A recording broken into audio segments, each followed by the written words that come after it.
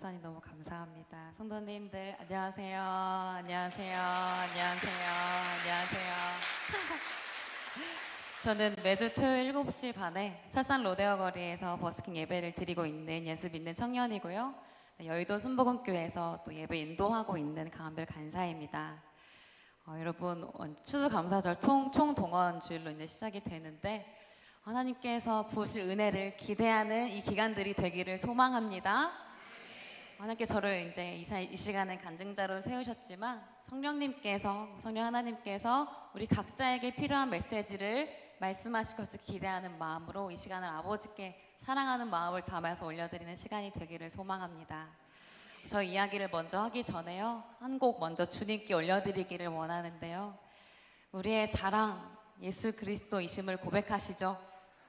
우리에게 보내신 주 독생자 예수 그리스도, 그리고 우리에게 보내신 성령, 이것이 우리의 자랑이라고, 이 사실이 우리의 간증이라고 고백하는 우리 모든 주를 믿는 자들 되기를 소망합니다.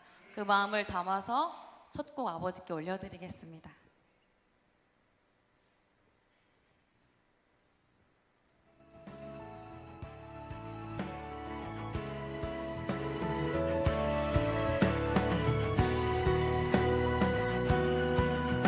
사람의 이름과 사람의 업적이 간증이 아니라 이 땅에 오신 예수 그리스도가 우리의 간증입니다. 우리 각 사람에게 보내신 성령의 간증입니다. 이것을 외치며 전하며 가르치는 삶이 되기를 원합니다.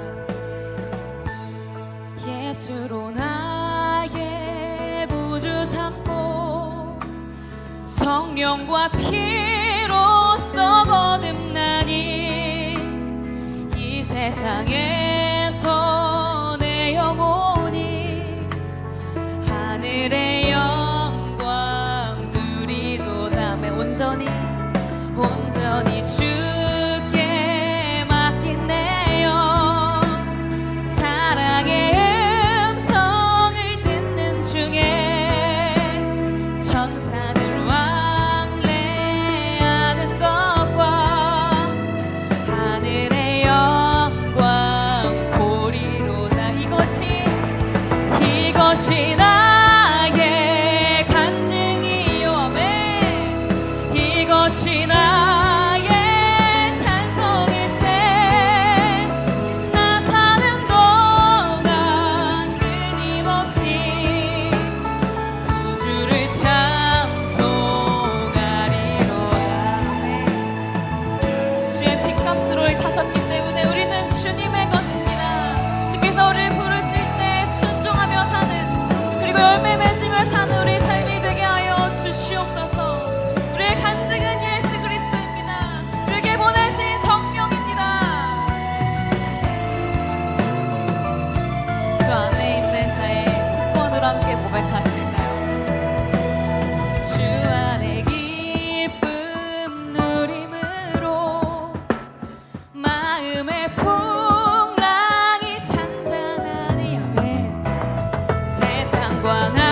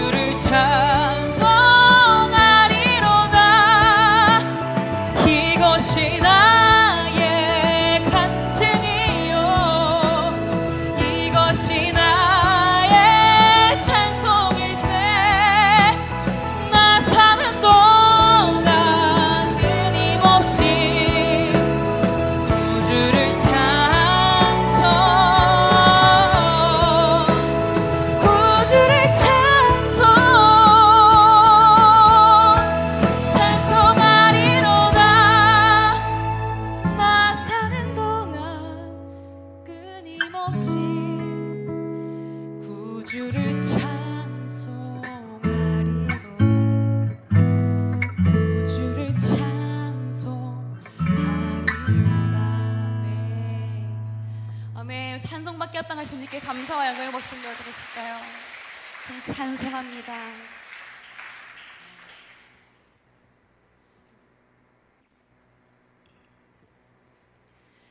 네, 여러분.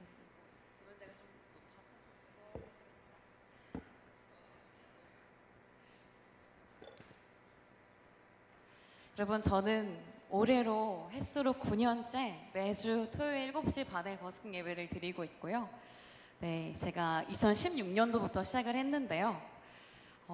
이제 9년째, 햇수로 9년째가 돼서 제가 올해로 벌써 나이가 33살이나 됐어요. 네, 감사합니다. 네, 벌써 아버지의 은혜로 햇수로 9년째 예배를 드리고 있는데, 저는 모태신앙으로 태어났고요. 그리고 다섯 식구가 이제 가족인데 3남매예요. 언니가 있고 남동생이 있는 전 둘째로 태어났습니다. 모태신앙으로 태어났는데요. 유치원도 교회 유치원 나오고요. 초등산부 회장, 중등부 회장, 고등부 회장을 다 해먹어서 독재자라는 별명까지 있었던 아이였습니다.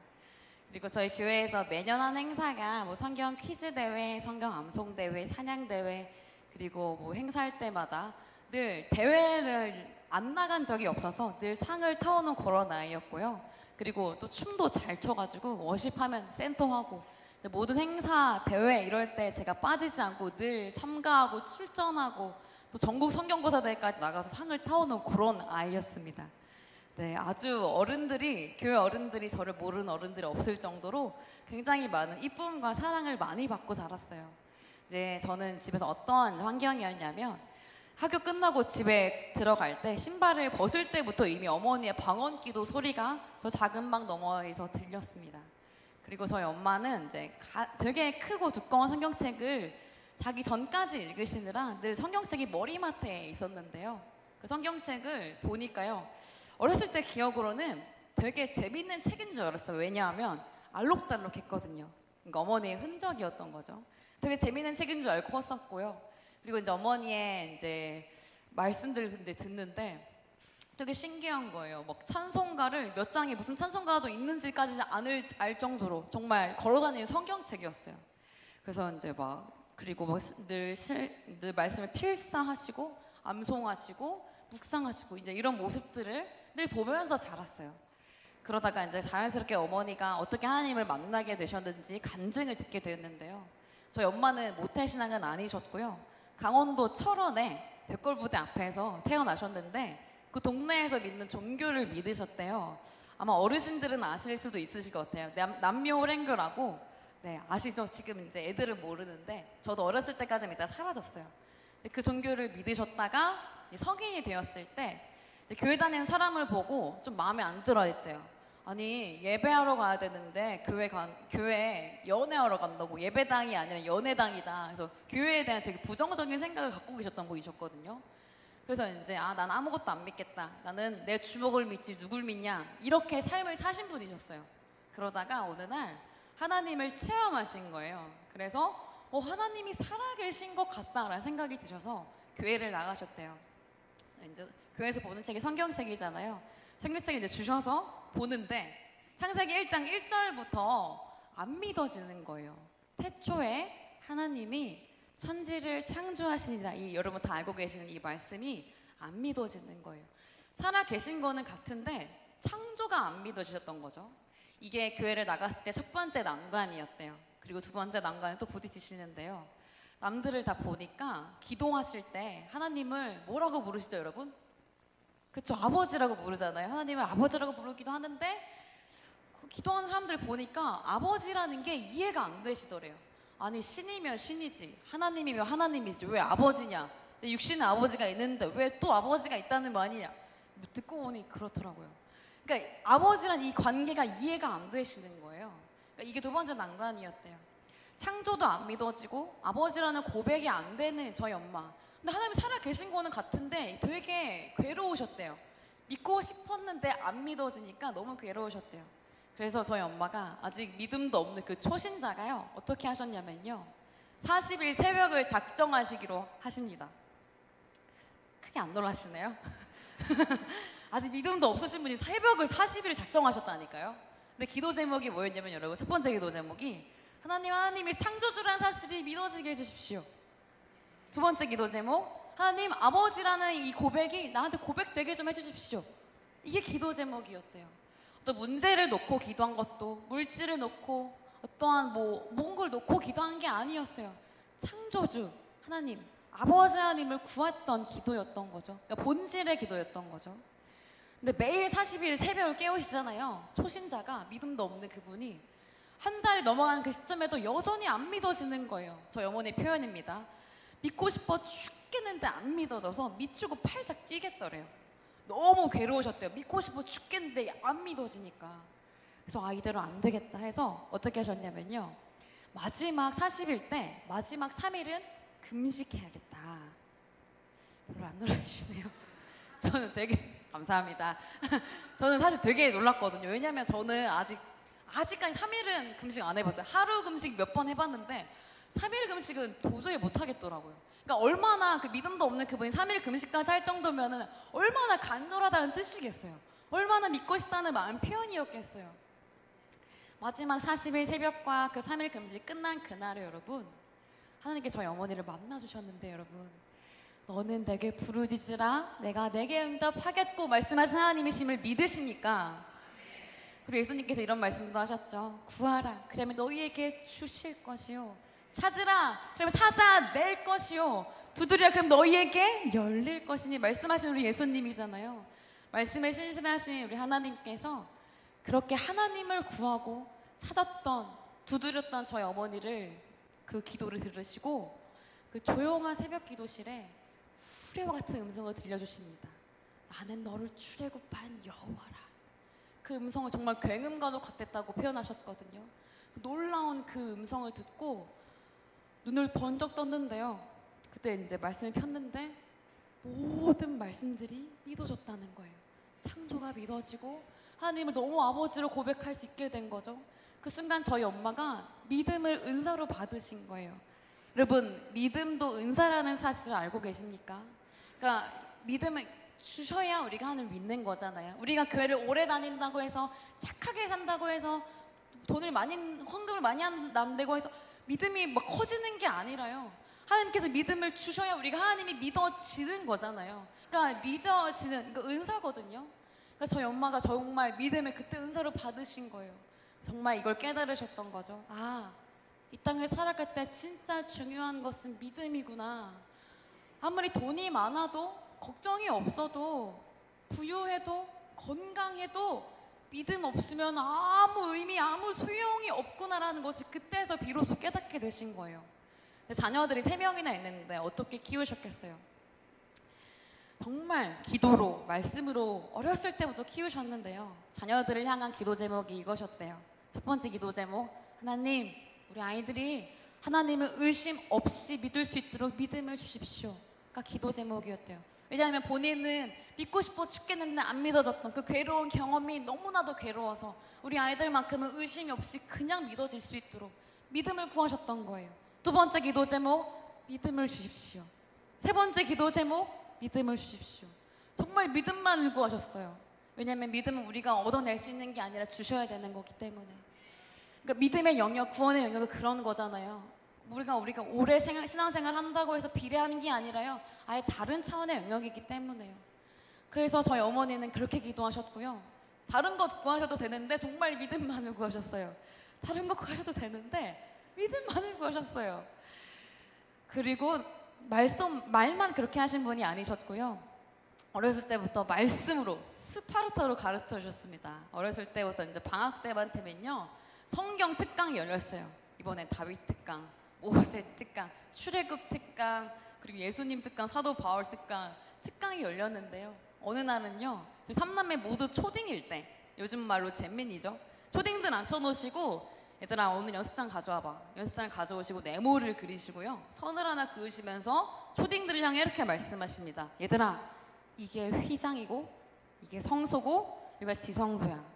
성소 안에 있는 기구들 다 그려가면서요, 지성소는 또 언약궤 있잖아요. 언약궤를 그려가면서 언약궤 안에 있는 3가지, 아론의 쌍난 지팡이, 2 돌판, 만나 금항아리, 그 의미에 대해서 막 설명하시고요, 휘장에 대해서, 제사 종류에 대해서, 제사장의 옷에 대해서, 또 대속제일에 대해서.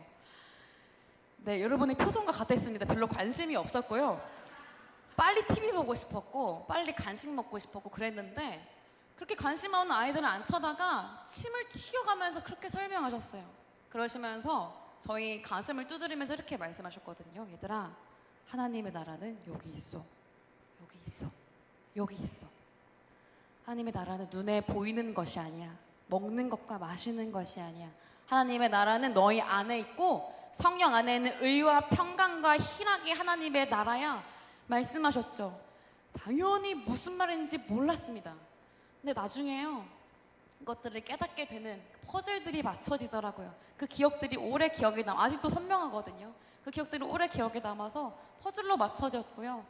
아, 예수님께서 죽으셨을 때 휘장이 위로부터 아래로 찢어졌고 들어갈 수 없는 그 거룩한 지성소에 들어가게 하신, 아, 하나님의 나라가 진짜 나에게 임하였구나 깨닫게 되는 거예요.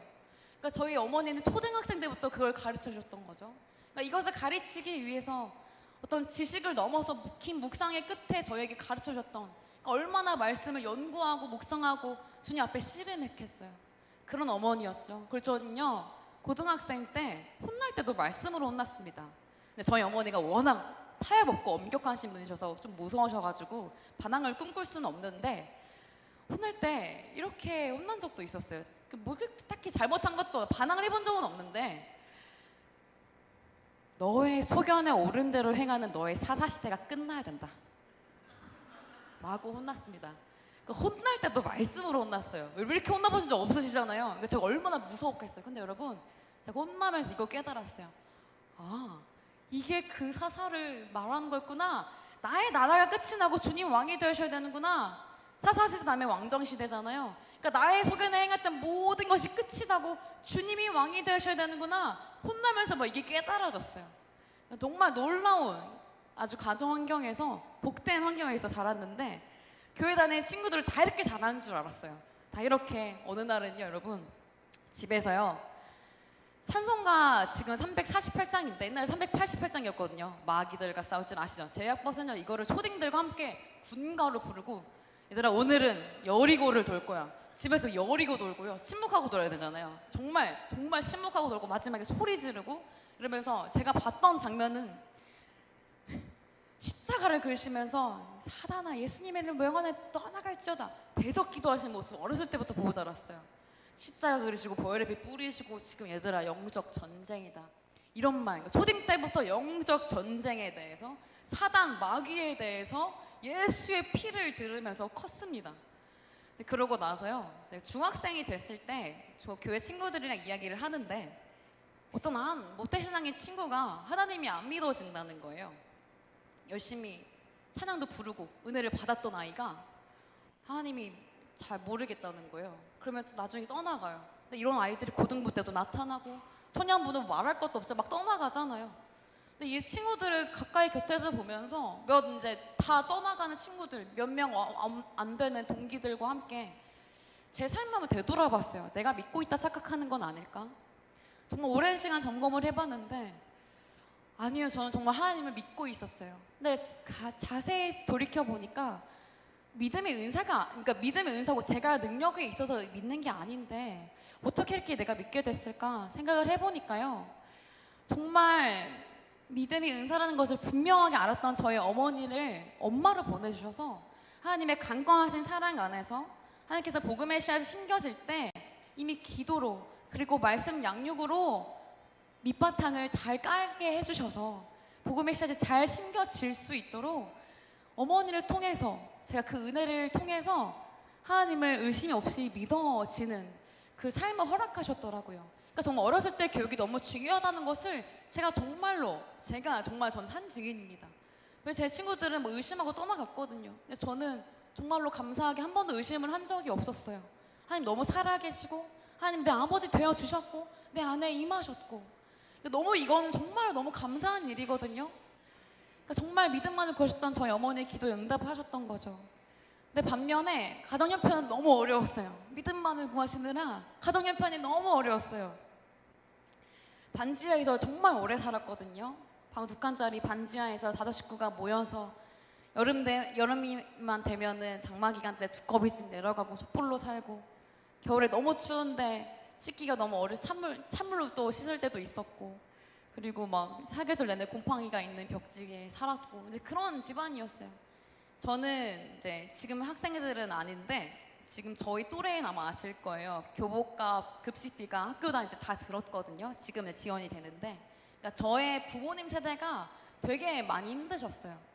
근데 이런 이제 환경에 자랐는데요. 어쨌든 너무 감사했던 거예요.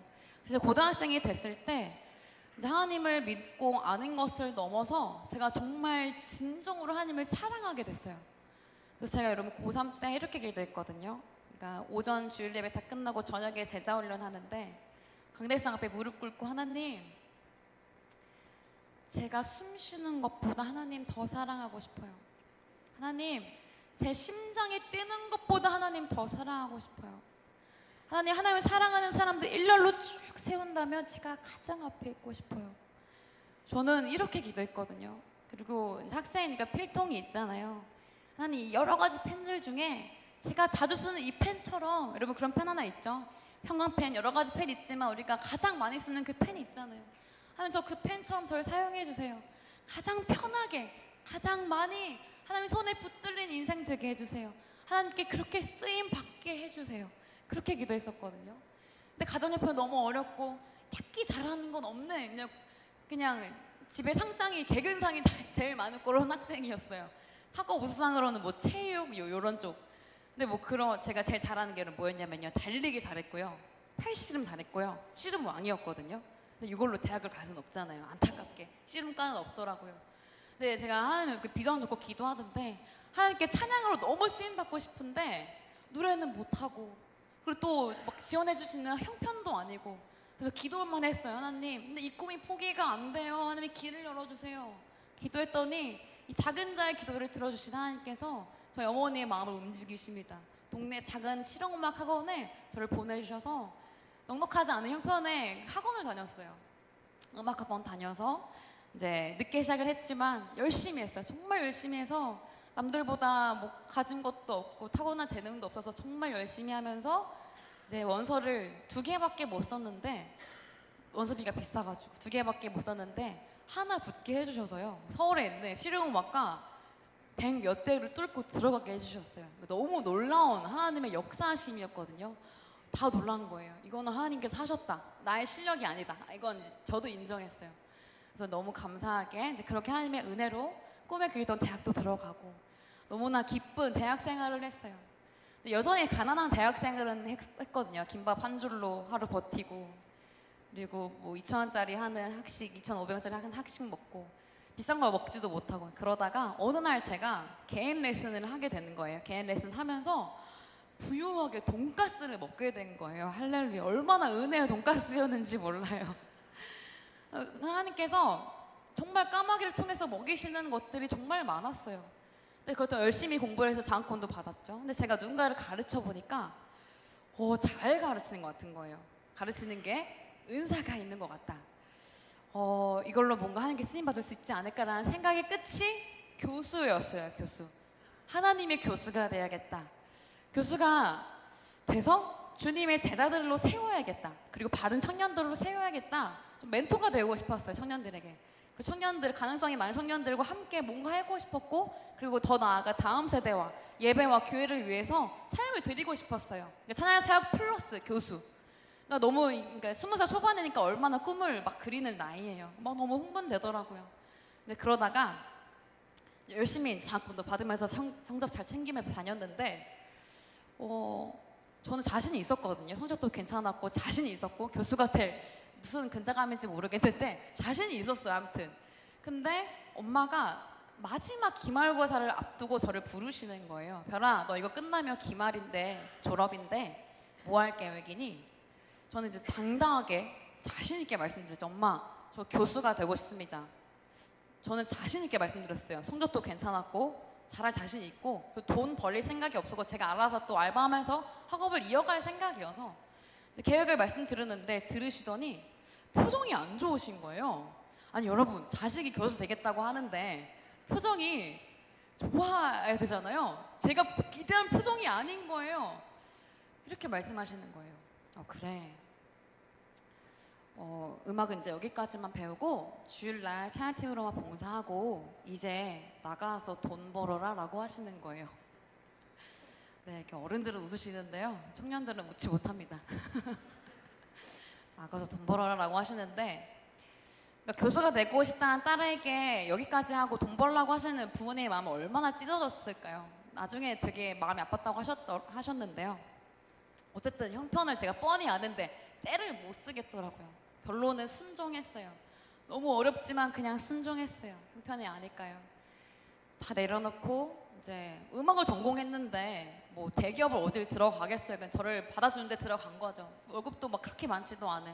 이렇게 이제 월급 생활을 하면서 새학기가 되는데 제 친구들은 막 더 잘 나가는 거예요. 서울예대 편입하고 호원대 들어가고 되게 잘 나가는데 심지어는요 막 방송 출연하고 슈퍼스타 K 이때 막 열풍이었을 때 음악인들 사이에서는 그 프로그램 나오면은 막 음악 걱정 끝 이런 게 있었거든요. 친구들 막 얼굴이 TV에 나오고 제 친구들은요 또 아이돌로 데뷔도 하고요. 어떤 친구는 유명한 가수와 듀엣 가요제 나와가지고 유명세를 또 얻고 막 잘 나가는 거예요. 조금씩 막 성공의 그 길을 가고 있는 게 보이는 거예요. 물론 그런 모습들이 부러운 건 아니었는데 계속 뭔가 하고 있다는 게 너무 부럽더라고요. 근데 저는 어쨌든 그리스도인으로서 회사를 다녔어요. 막 기쁨으로 다니진 못했지만 그래도 책임감 있게 다니려고 했어요. 근데 그러다가요 속상함을 이제 묻어두고 그래 난 또 삶을 살아야지 회사를 막 다니는데 6개월 정도 일을 하다가요 몸이 이상해서 병원에 가보니까 목 디스크, 허리 디스크 진단을 받게 됐습니다. 그때 당시 나이가 23밖에 안 됐거든요.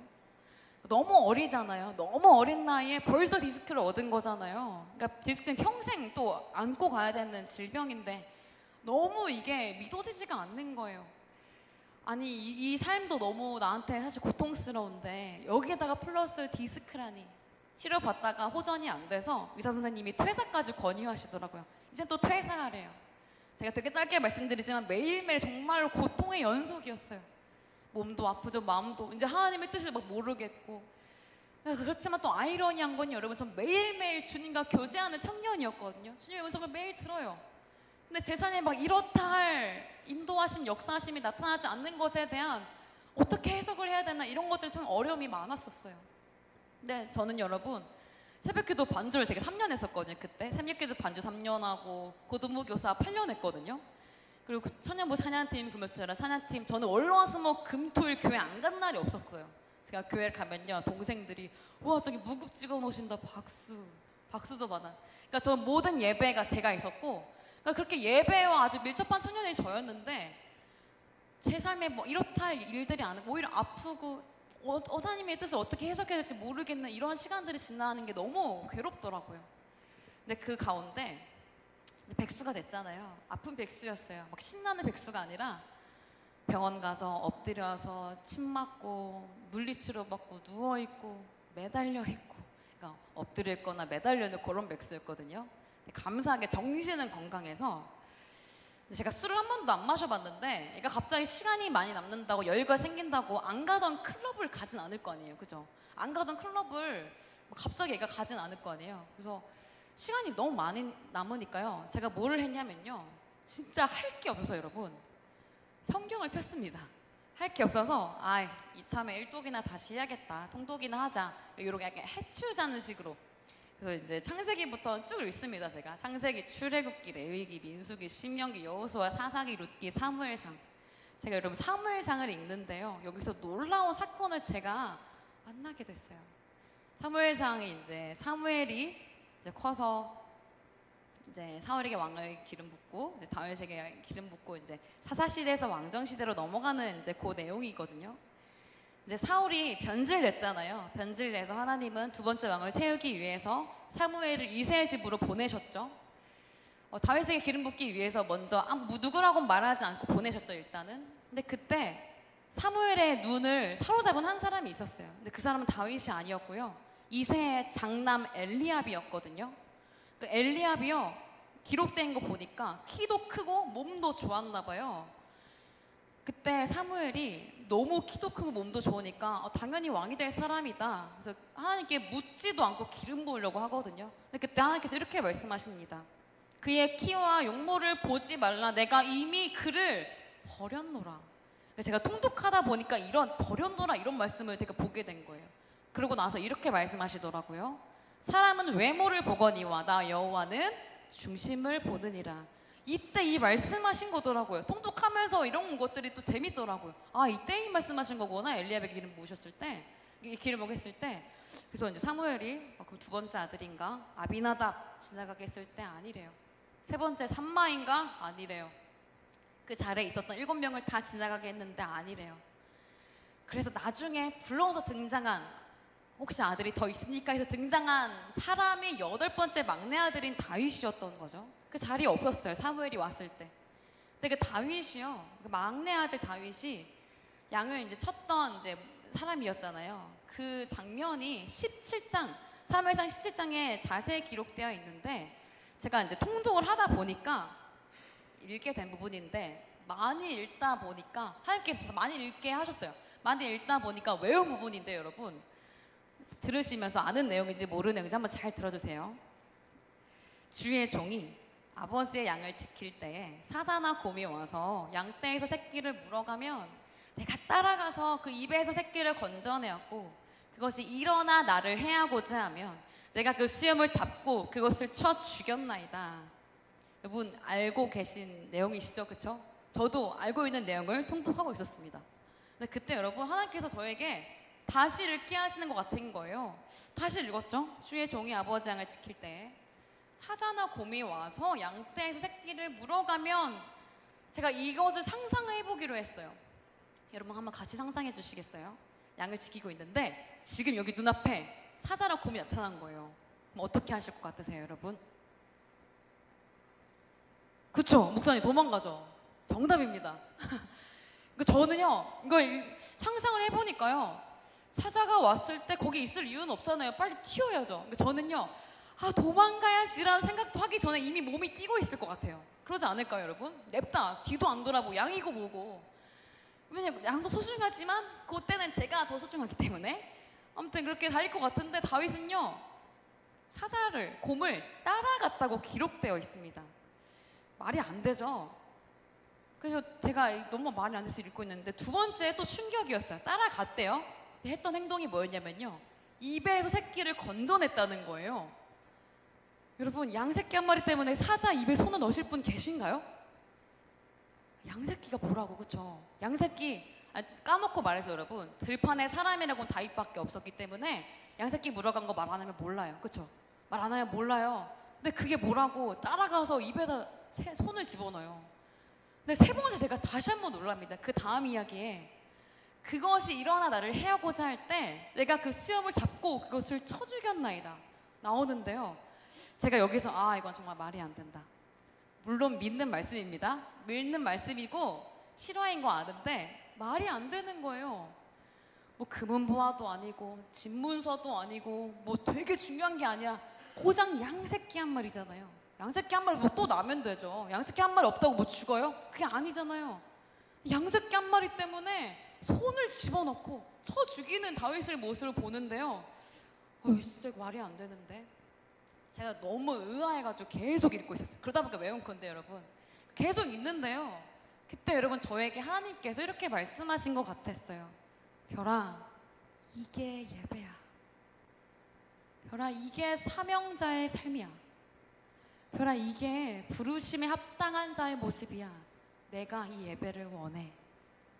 그렇게 말씀하신 것 같았어요. 저는 정말로 그때 머리를 세게 한 대 맞은 것 같았는데요, 그때 바로 했던 행동이 입을 가린 거였어요. 제가 했던 기도들이 막 생각이 나는데 너무 부끄럽더라고요. 여러분 저 어떻게 기도했냐면요, 하나님, 저 하나님의 선하심을 믿어요.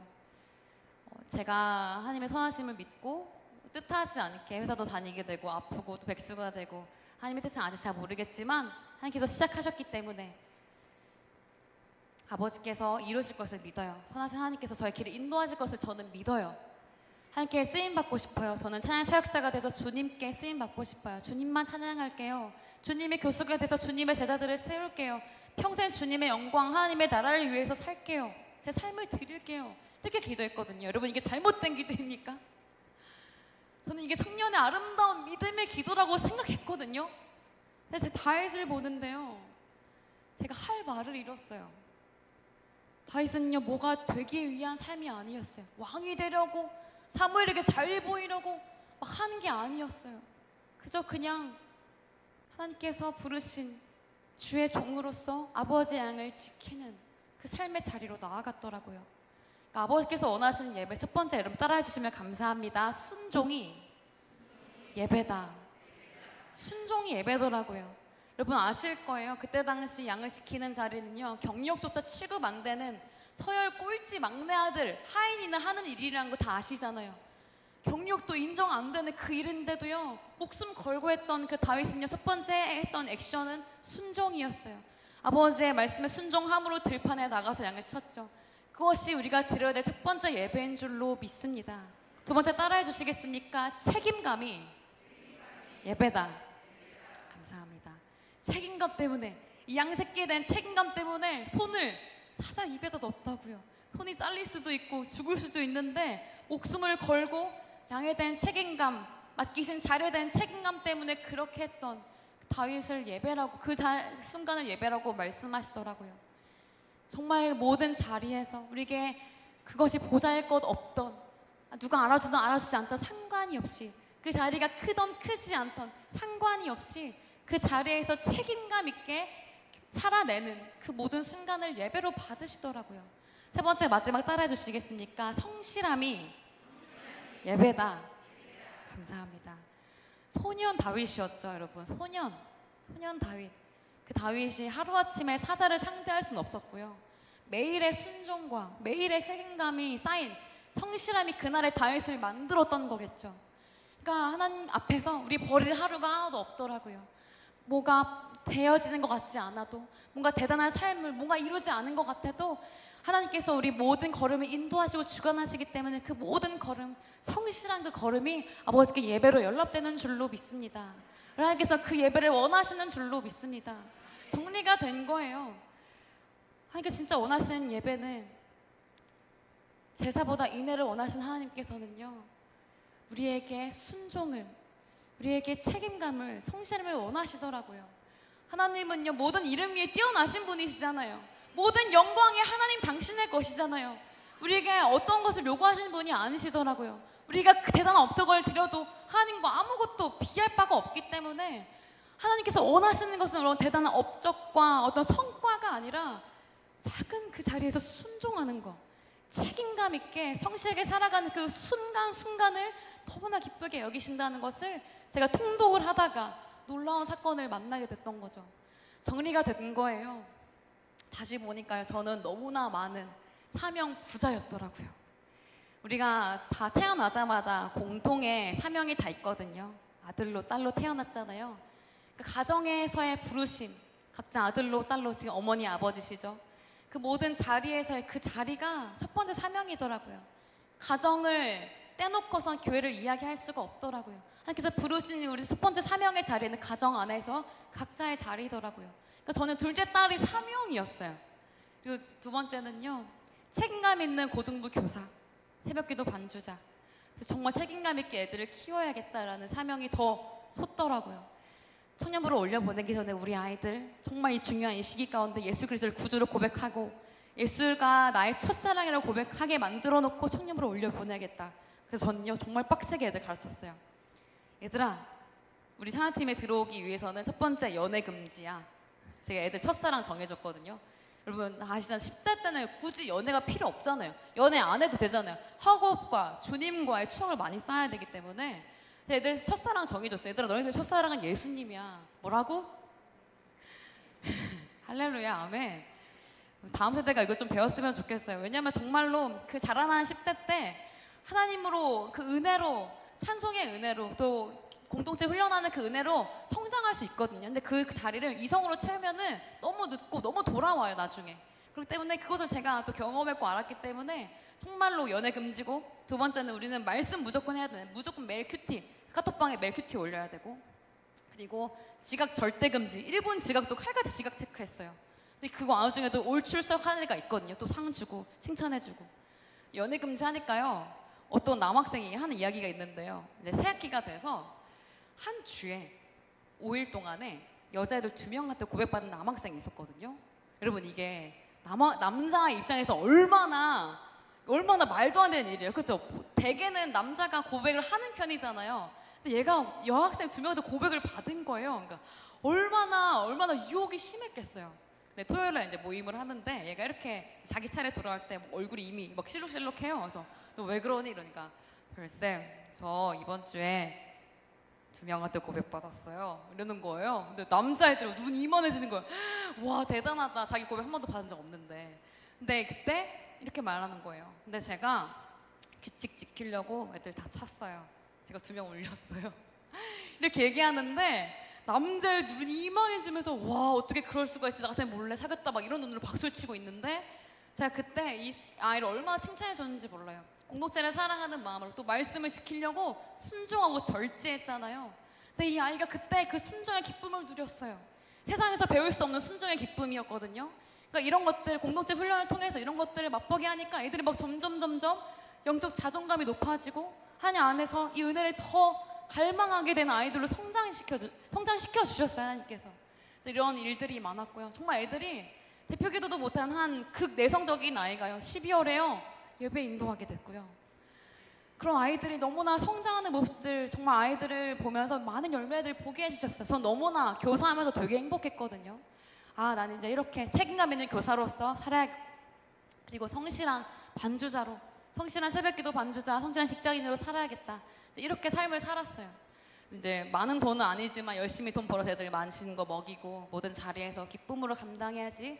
진짜 예배가 뭔지 알았기 때문에 뭐가 되지 않아도 하루를 드리는 그 삶으로 살았어요. 그렇게 매일매일 쭉 오래 살다가요.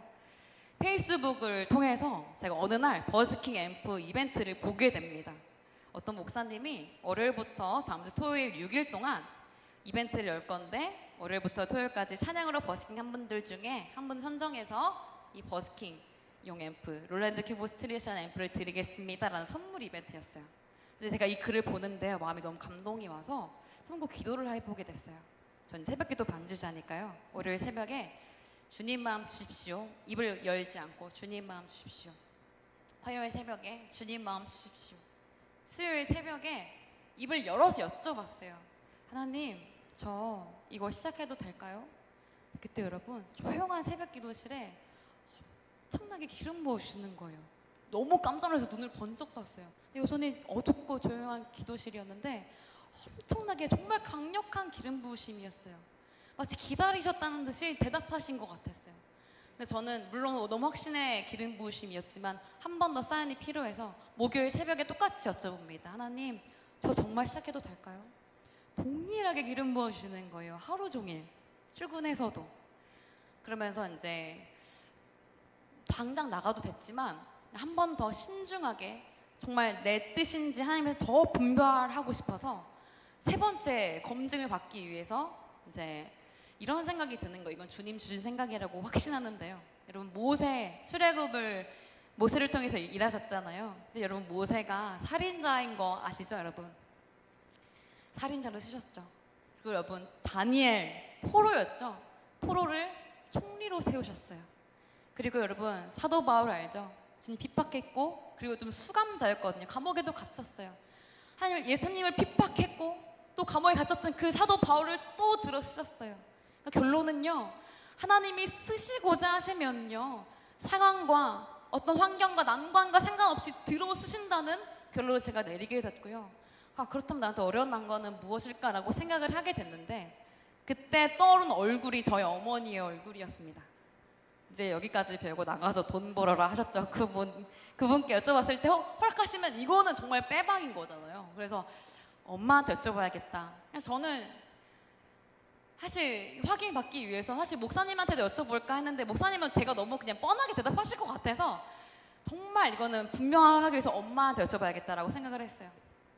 이제 엄마한테 여쭤보기로 하는 마음을 이제 먹는데 이제 퇴근을 하면서 한번 예상을 해봤어요. 그 자리를 이제 시뮬레이션을 막 해보는데 엄마 저 토요일 날 버스킹으로 찬양하려고 하는데 나가도 돼요? 이제 예상을 한번 해보는데 예상 답변이 있는 거예요. 솔직하게 말씀드릴게요. 엄마 저 토요일 날 버스킹으로 찬양하려고 하는데 나가도 돼요? 했을 때 저희 어머니 예상 답변 첫 번째 네 방이나 청소해. 였습니다. 그래서 도저히 안 되겠다. 이거는 지금 뭐 버스킹이고 뭐고 청소해야겠다. 그래서 퇴근하자마자 저는 방 청소를 아주 싹 해놓고 이제 좀 안심을 해놓고 어머니가 이제 계실 거실로 두렵고 떨리는 마음으로 주님 보좌 앞으로 나가듯이 정말 너무 떨리더라고요. 너무 떨렸어요. 그래도 이제 반은 포기하고 이제 여쭤볼 생각을 가지고 나갔는데 절로 기도가 나오더라고요. 주님, 말할 타이밍과 제 입술에 말을 주십시오. 그래서 이제 소파에 앉았는데 엄마가 막 이러고 있는 거예요. 그래서 어깨가 불편하신가 봐요. 그래서 이제 자연스럽게 엄마 안마를 해드렸죠. 근데 그러고 보니까 여러분, 엄마의 귀와 제 입이 너무 가까운 거예요. 그래서 제가 하나님 이때이니까 여쭤보고 심호흡 한번 하고 엄마한테 여쭤봤어요. 엄마, 저 토요일날 첫산 로데오 거리에서 버스킹으로 찬양하려고 하는데 나가도 돼요? 저를 딱 쳐다보시면서 두 글자를 말씀하셨는데 뭐라고 하셨을까요? 네, 정확히는요 해 였어요. 너무 여러분, 이거는 여러분 안 와닿을 수 있는데 제 인생은요, 제 인생 최초 아무것도 묻지도 따지지도 않고 오케이 한 게 제 인생 최초였어요. 저희 어머니 그나마 긍정적인 답이 뭐였냐면요, 생각해보자. 이게 그나마 긍정적인, 대부분 안 돼, 아니야, 하지마. 늘 이런 어머니셨어요. 삶의 예배를 드려. 그런 어머니였는데요. 뭐 버스킹 해, 그 말씀에 이거 정말 하나님의 사인이라고 받을 수밖에 없었어요. 그러고 나서 이렇게 물어보셨는데요. 누구랑 나가니? 그러니까 허락을 해놓고 물어보셨던 거죠. 누구랑 나가니? 저 혼자 나갑니다. 인상을 쓰시면서 이렇게 말씀하셨어요.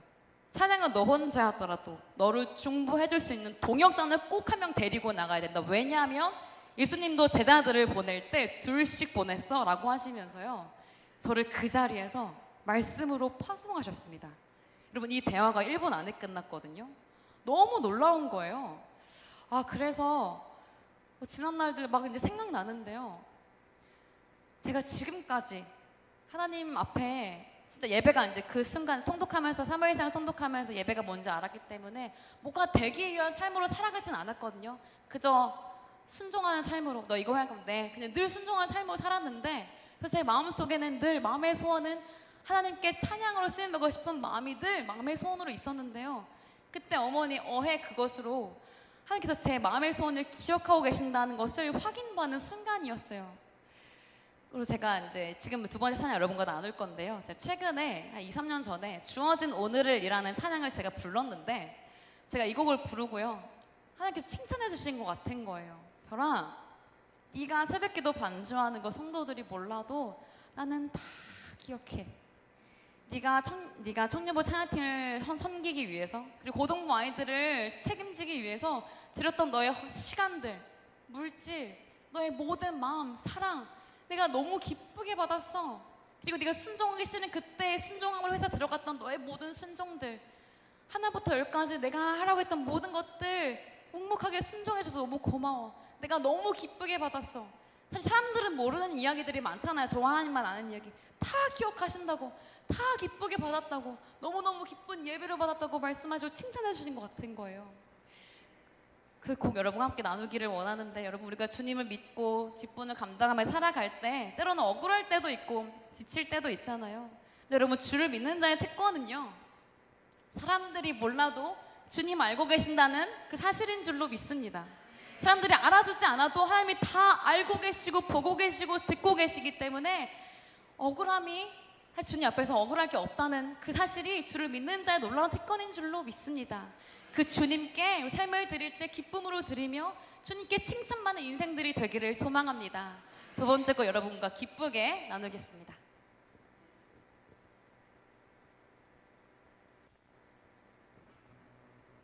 주어진 오늘을 MR 틀어주시면 됩니다.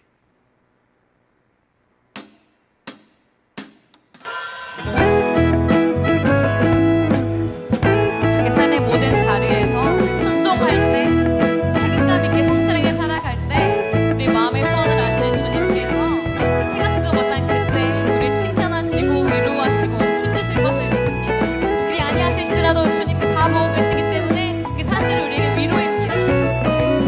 하나님의 선하심과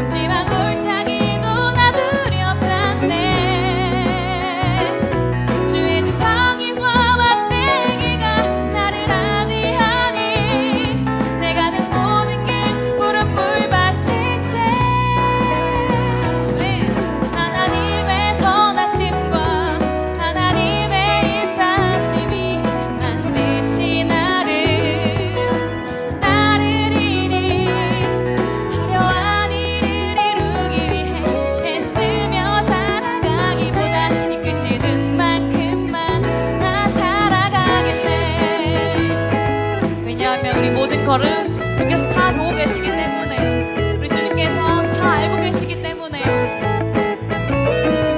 하나님의 선하심과 하나님의 인자하심이 반드시 나를 따르리니, 약속의 그 땅 앞에 서서 모든 것 멈추라 하셔도 이끄시는 만큼만 나 살아가겠네. 모세처럼요. 주께서 나와 함께 하시다니 음침한 골짜기도 나 두렵잖네. 아멘. 주의 지팡이와 막대기가 나를 안위하니 내가 는 모든 길 푸른 불밭일세. 하나님의 선하심과 하나님의 인자하심이 반드시 나를 따르리니, 화려한 일을 이루기 위해 애쓰며 살아가기보다 이끄시는 만큼만 나 살아가겠네. 아멘. 하나님의 선하심과 하나님의 인자하심이 반드시 나를 따를 것입니다. 따르리니, 화려한 일을 이루기 위해 애쓰며 살아가기보다 주어진 오늘을 성실히 살겠네. 주어진 오늘을 성실히 살겠네. 주어진 오늘을 성실히 살겠네. 아멘. 주님 앞에서 이 성실하게 살아가는 그 모든 삶의 예배 달리기를 소망합니다. 네. 우리 모든 걸음은 주 안에 있기 때문에요. 억울한 일을 당해도, 낙심할 만한 일을 당해도 주님 안에 있기 때문에 주님의 완전한 계획이 우리를 이끄실 줄로 믿습니다. 아멘. 이렇게 어머니의 해 라고 하시는 그때 많은 일들이 막 지나가는 거예요. 주마등처럼. 정말 예배를 먼저 가르쳐줬고, 그렇게 예배의 삶을 정말 하루하루 드리며 누군가에게 인정을 받기 위한 삶이 아니라 그저 이 작은 자리에도 순종하기 위해서 몸부림쳤던 저의 모든 날들을 기쁘게 받아 주셨던 것이 너무 감사하더라고요. 그리고 저의 마음의 소원을 기억하고 계신 하나님께서 해 라고 말씀하신 그때 너무너무 이거는 세상에서 느낄 수 없는 기쁨이었어요. 이제 어머니께서 이제 동역자랑 나가야 된다고 하셨잖아요. 줄씩 보냈다고 하셨으니까요. 방에 돌아와서 전화를 하는데 친한 동생이랑요, 제가 부탁하지도 않았는데 동역자가 돼주겠다는 거예요. 한 동생이. 근데 걔는요, 제가 사는 광명에서 멀어요. 왕복 2시간 걸리는 인천에 멀리 사는 아이인데 제가 동역자가 돼주겠대요. 그리고 또 그 당일날 쓸 앰프도 또 쉽게 대여받고, 그리고 제가 이거 하겠다고 하니까요, 고등부 우리 제자들이 마중물이 되어주겠다는 거예요. 여러분, 버스킹에 마중물이 꽤 중요하거든요. 별로 몇 명 아니어도 이 몇몇 안 되는 사람들로 인해서 무리가 형성이 되잖아요. 그러니까 저는 동역자도 한 번에 앰프도 에어 받았고, 그리고 아이들 마중물이 생긴 게 너무너무 힘을 들이지 않고 모든 것이 완벽하게 세팅이 됐어요. 그렇게 토요일 날, 날짜가 여러분 2016년도 6월 25일입니다. 6.25 여러분 아시죠? 저도 영적 전쟁이 시작되었습니다. 제가 드리는 광명의 철산 로데오 거리는요, 광명시에서 가장 번화가인데요, 술집, 맛집 말할 것도 없고요, 뒤에 호텔, 모텔 있고요, 모든 지하에 징그럽게 다 박혀있는 게 유흥업소입니다. 정말 영적 전쟁의 한복판인 거예요. 그 자리로 예배를 세우셨어요. 첫날 예배를 다 드리고 나서 이제 끝나고 전화를 하는데 웃으시는 거예요. 엄마가. 알고 봤더니 제가